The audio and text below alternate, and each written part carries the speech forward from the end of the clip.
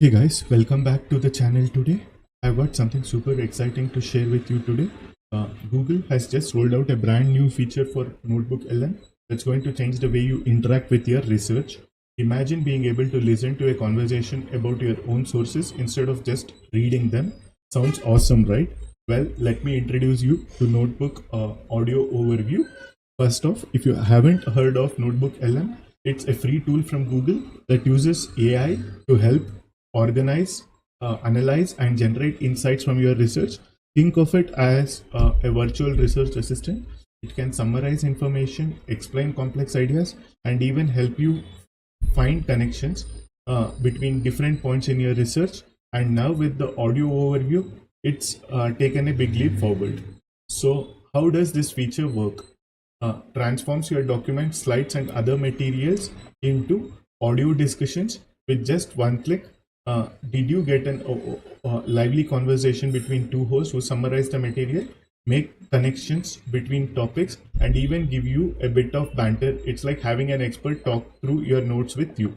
So let me show you how easy it is to get started. So first, you just need to go to notebooklm.google.com, which I am in. So if you just open a new notebook, you will see something like this. And here's so we are going to go over some basic material. So I will upload a source here. So let me go into my desktop, and in my desktop there is something called interview prep. So I have some data here, so let me upload it, and let's see if we can make it super engaging. So it's going to take some time. It's not very straightforward. You can see the data source is loading. It's a large data source, some 200 to 270 pages. It's basically loading a book. So if you're too lazy to read a book, this is a fantastic way for you to get exposure to that. And yeah, so we are it's really exciting feature because we know that some people learn better through listening, and with your feedback, Google can make this even better. So definitely give it a try and let me know what you think.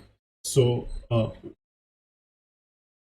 leave a comment how you plan to use this feature, and if you found this video helpful, give it a thumbs up, subscribe to the channel, and hit that notification bell before you miss out on more tech updates. So now let's look at what we have to do. Okay, I've uploaded the data source. Then you just need to click generate. It's gonna take some time. I've already generated one, so let me go back. In this, I just uploaded this link from Grokking the Coding Interview, which is something on system design. I uploaded this as a source and I've generated this. So if you want to hear through this while this one gets generated, so let's do that, and let's listen to what it generated for us. All right, so system design. It's everywhere you look in tech these days, wouldn't you say? It's true, yeah, almost unavoidable. Yeah. And there's good reason for that. Absolutely. But it can feel like a light tea, especially for someone just starting to explore it all. Choosing one technology over another. Which database to use, for example. Exactly. Maybe one is lightning fast, but it can't hold as much data as a different one. These decisions impact the entire... They hold all the important stuff. User profiles, video titles, those comments are... So yeah, so basically this is what you can do, and yeah, this is going to take a couple of time. So till this one gets generated, so let's listen to this. If you have Google Docs, you can also do Google Docs. And just like our own memory, there are different types of databases, each with strengths and weaknesses.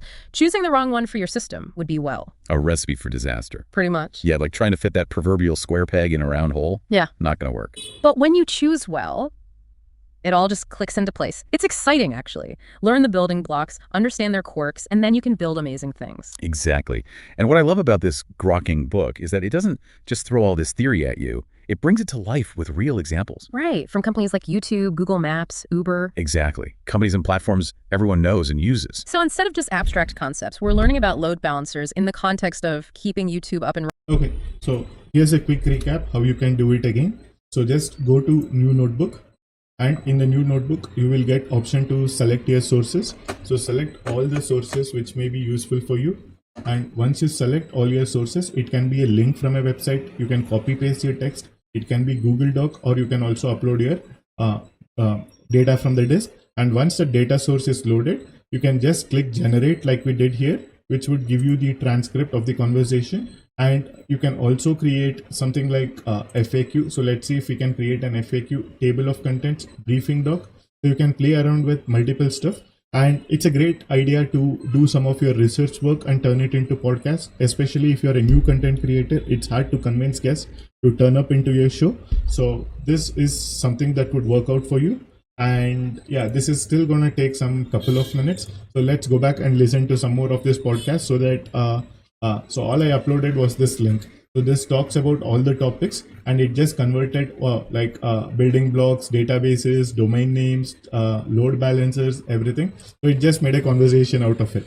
And the next one, what I have, this one basically is a much more dedicated data source. So you can see the conversation being more meaningful because we now have fed some data source into this, which basically is all about system design from Alex View. If you haven't been following him on LinkedIn, you should. He generally posts some informative content on system design every day, and probably once a month or once a quarter, he puts out the PDF, which you can copy paste and use it for your reading and to improve your system design knowledge. And then another source you can use is go through the company blogs. You will find a couple of them on LinkedIn and other sources.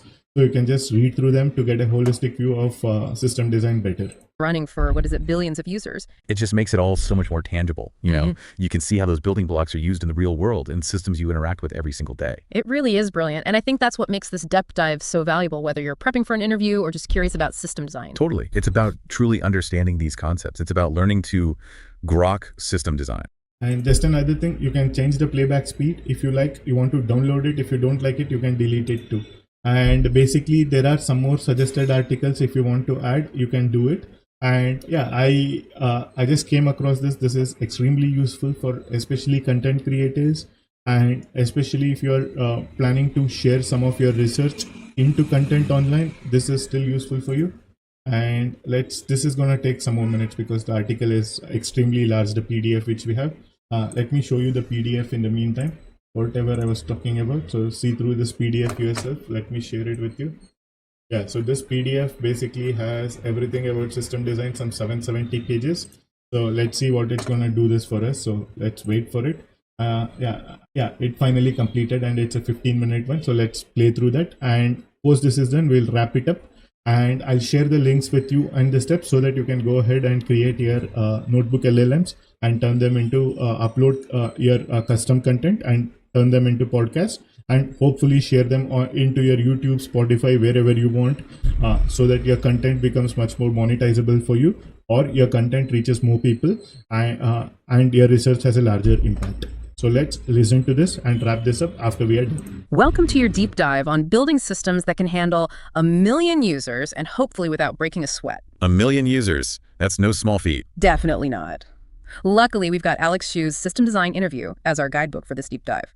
This book is seriously packed with insights on how to build systems that can handle massive amounts of data, requests, users, you name it. What I really appreciate about the book is how it demystifies these complex systems, breaks them down into digestible concepts. Right. Before we even get to the complex stuff, we need to start with the fundamentals, the foundation, you could say. Totally. You can't build a skyscraper on shaky ground. One of the first things Alex talks about is the difference between vertical and horizontal scaling. Okay, so instead of just giving us some dry definition, He uses an analogy. I do love a good analogy. Lay it on me. Okay, so imagine your system is a restaurant kitchen, right? Okay, I'm imagining. I'm hungry, but go on. You need to bake hundreds of pizzas an hour. Vertical scaling is like upgrading to this monstrously large oven capable of handling all those pizzas at once. So 1 mega oven to rule them all. Exactly. But horizontal scaling, that's like adding several more ovens to your kitchen, each one handling a portion of the load. Gotcha. Okay, so both ways you increase your pizza output, but in different ways. What are the trade-offs we need to think about when deciding between these approaches? So at first glance, vertical scaling, it might seem simpler. Like you're just upgrading what you already have. Exactly. But the thing is, you're eventually limited by the capacity of that single superpowered oven. There's only so much one oven, no matter how big, can handle. You're going to hit a bottleneck eventually, right? Exactly. Yeah. Okay, so I think that gave us enough insight into what you can do and what content is translated into. I hope this helps. Thank you for joining.